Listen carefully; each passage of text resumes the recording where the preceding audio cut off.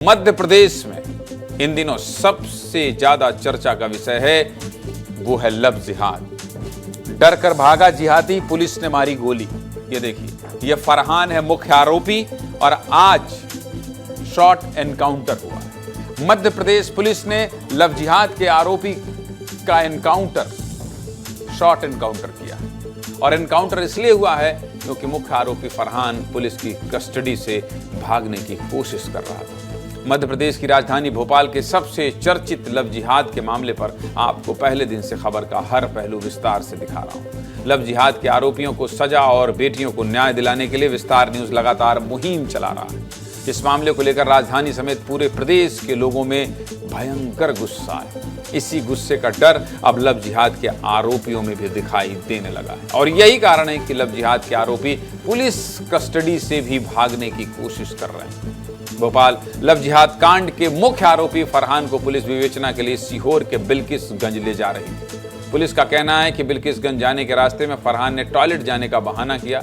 रात करीब 11:30 बजे गाड़ी रुकवाई और जैसे ही पुलिस वाले फरहान को लेकर गाड़ी से नीचे उतरे, फरहान ने एसआई विजय बामने की सर्विस रिवॉल्वर छीनकर भागने का प्रयास किया। आरोपी फरहान और पुलिस के बीच छीना झपटी भी हुई, लेकिन जब फरहान भागने लगा तो पुलिस ने गोली चलाई। गोली फरहान के पैर में लगी है। फिलहाल उसका इलाज भोपाल के हमीदिया अस्पताल में चल रहा है। फरहान का यह शॉर्ट एनकाउंटर पब्लिक के गुस्से का ही परिणाम है। फरहान के एनकाउंटर पर पुलिस के अधिकारियों को क्या कहना है, पहले ये सुन लीजिए, फिर आगे की बात करेंगे। सुनिए। अशोका गार्डन की टीम ये जो मुख्य आरोपी इस प्रकरण में फरहान, उसको लेकर के बिल्किसगंज के लिए रवाना हुई थी। रास्ते में जो सरवर गांव पड़ता है रातीबड़ थाना क्षेत्र में, वहाँ पे इसके द्वारा टॉयलेट का बहाना बनाया गया, जिसमें पुलिस टीम के द्वारा वहाँ पे गाड़ी रोकी गई। तो जैसे ये रोड के किनारे पहुंचा, वहाँ पे सब इंस्पेक्टर से हमारे से इसने पिस्टल छीनने का प्रयास किया, जिसमें इनके बीच में छीना झपटी हुई, जिसमें एक फायरिंग इंसिडेंट हुआ, जिसमें इसके पैर में, जो फरहान है मुख्य आरोपी, उसके पैर में गोली लगी। फरहान के भागने की साजिश और पुलिस के एनकाउंटर का घटनाक्रम देखने के लिए विस्तार न्यूज की सहयोगी रंजना दुबे उस एनकाउंटर वाली जगह पर भी पहुंची। जब विस्तार न्यूज एनकाउंटर वाली जगह पर पहुंचा तो कारतूस के खोखे वहीं पर पड़े हुए थे। पुलिस की स्पेशल टीम पूरे मामले की जांच कर रही थी। विस्तार न्यूज ने वहां मौजूद पुलिस वालों से भी सवाल किए हैं। एनकाउंटर वाली जगह से विस्तार न्यूज की एक्सक्लूसिव रिपोर्ट देखिए, फिर आगे की बात करें। देखिए।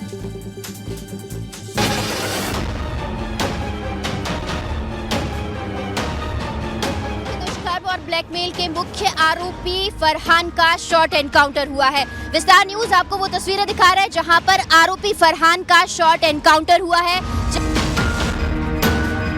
पुलिस और एफएसएल की टीम यहां पर पहुंची हुई है।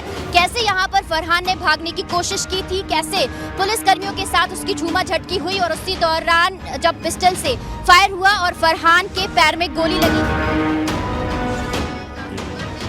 दौरान चला था और इसी जगह से उसको बरामद किया गया है और अब लैब में जांच के लिए ले जाया गया। और यहाँ सुनसान जगह देख करके वो बहाना किया था, बहाना करके यहाँ से भागने की कोशिश किया और जो सब इंस्पेक्टर थे वो सीधे साधे थे, तो उनके मौके का फायदा उठाया, पिस्टल छीना। जहाँ पर गोली चली है, ये ब्लड आपको दिखा रहे हैं। देखिए यहाँ पर जब एनकाउंटर हुआ, झूमा झटकी हुई और फिर पिस्टल छीनने की कोशिश फरहान की, उसी दौरान ये जो खून है यहाँ पर पड़ा हुआ नजर आ रहा है। खेत आपको यहाँ पर नजर आ रहा है, खेत है और ये खेत है यहाँ पर, और खेत के सामने से ये जो सड़क है पूरा बाईपास का रास्ता है, जो कि सीहोर यहाँ से जो बिल्किसगंज है वो जारी है।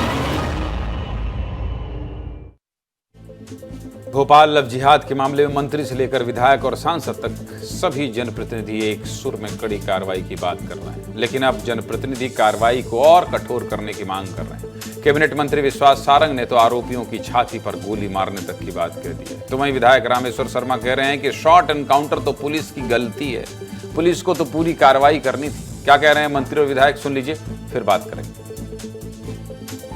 शॉर्ट एनकाउंटर ने, मैं तो बोलता हूँ, पैर में गोली क्यों मारी, छाती पे गोली लगनी थी। ऐसी हरकत करने वालों को तो सरे राह गोली मारनी चाहिए। लव जिहाद जैसी कुकृत्य को बर्दाश्त नहीं किया जाएगा और यदि स्ट्रक्चर वे में गैंग बनाकर यदि इस तरह की बातें हो रही हैं तो ये बर्दाश्त के बाहर है। मैं तो कहता हूं कि पैर में क्यों गोली मारी, छाती पे गोली मारनी थी। ऐसे लोग तो पृथ्वी पर बोझ हैं। निश्चित रूप से ऐसे लोगों को कहीं भी जिंदा रहने का अधिकार ही नहीं है। पुलिस की कार्रवाई में अपराधी ने जो है जालसाजी की, पुलिस को कहा पेशाब करने के लिए उतरा और पुलिस की सर्विस रिवॉल्वर छीन कर भागने की और पुलिस पर हमला करने की कोशिश की, इसलिए शॉर्ट एनकाउंटर किया। ये तो पुलिस ने छोटी मतलब गलती की, पुलिस को तो पूरी कार्रवाई करना था। जो अपराध करेगा वो कितना भी बड़ा वाला हो, उस पर पुलिस को कार्रवाई की छूट है। अपराधियों को पुलिस बिरयानी नहीं खिलाएगी, अपराधियों को पालेगी नहीं। अपराधियों को ठोको, इतना दहशत पैदा कर दो कि अपराधी पुलिस की वर्दी को देखकर पैंट गीला कर दे। बहुत गुस्से में है मंत्री जी, और गुस्सा हो भी क्यों ना। यही गुस्सा भोपाल की सड़कों पर देखने को मिला था जब राजधानी में एक साथ 26 जगहों पर लव जिहाद के खिलाफ सकल हिंदू समाज ने एकजुट होकर जोरदार प्रदर्शन किया था। लव जिहाद प्रदर्शन और शॉर्ट एनकाउंटर के बीच एक पिता भी हैं, और ये पिता फरहान का है। हिंदू बेटियों को फंसाकर रेप और ब्लैकमेलिंग जैसे घिनौना अपराध करने वाला फरहान का पिता कह रहा है कि मेरा बेटा बेगुनाह है। बेटे के एनकाउंटर के बाद फरहान के पिता पहली बार कैमरे में सामने आए। बेटे के बचाव में क्या क्या दलील दे रहे हैं फरहान के पिता, सुनिए। कुछ नहीं कहना चाहता, मेरे लड़कों को आप मरवा दोगे, मेरे को मरवा दोगे, बस मैं इतना कुछ नहीं कहना चाहता। आप पुलिस कमिश्नर के पास भी जा रहे हैं, क्या दरखास्त लेके जा रहे हैं? मेरे आप मेरे लड़के का इंतजार नहीं करवा रहे हो। आप कैसे फंस रहा है आप बताइए। आप लोग फर्जी छाप रहे हैं उसका बार बार, आज समझ में आप उसका फर्जी छाप रहे हैं। मेरा लड़का ऐसा नहीं कि भाग जाए, भागने की कोशिश नहीं किया। मेरा लड़का भाग नहीं सकता।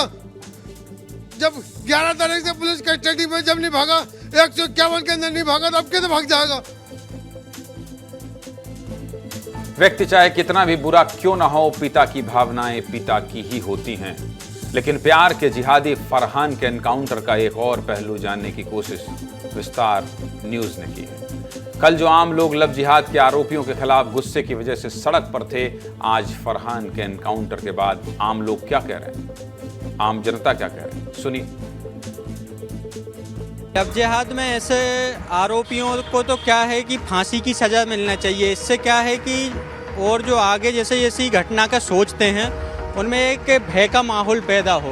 कहीं ना कहीं हमारी बहन बेटियों को भी अवेयरनेस की बहुत ज़्यादा आवश्यकता है।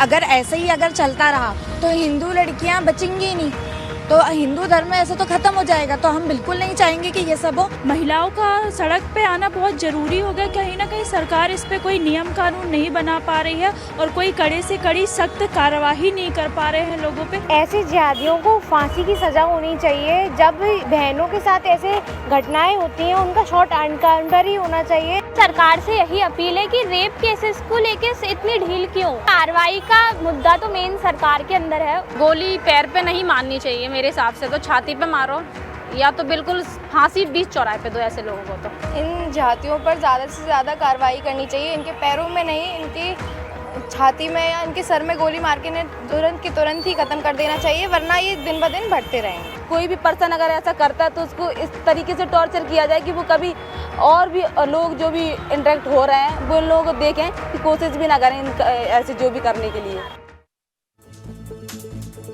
हर बहन के अंदर गुस्सा है, गुस्सा होना भी चाहिए। सीधे मुद्दे की बात क्या है? सीधे मुद्दे की बात यह है कि लव जिहाद हिंदू बेटियों को टारगेट करने वाला एक इस्लामोफोबिक षड्यंत्र है। ऐसे मामले देश भर में सामने आ रहे हैं, इन पर नकेल कसना जरूरी है। इसीलिए जो भी ऐसी सुनियोजित षड्यंत्र करेगा कानून उसे बख्शेगा नहीं, और भागने की कोशिश करेगा तो उसे गोली भी मारी जाएगी।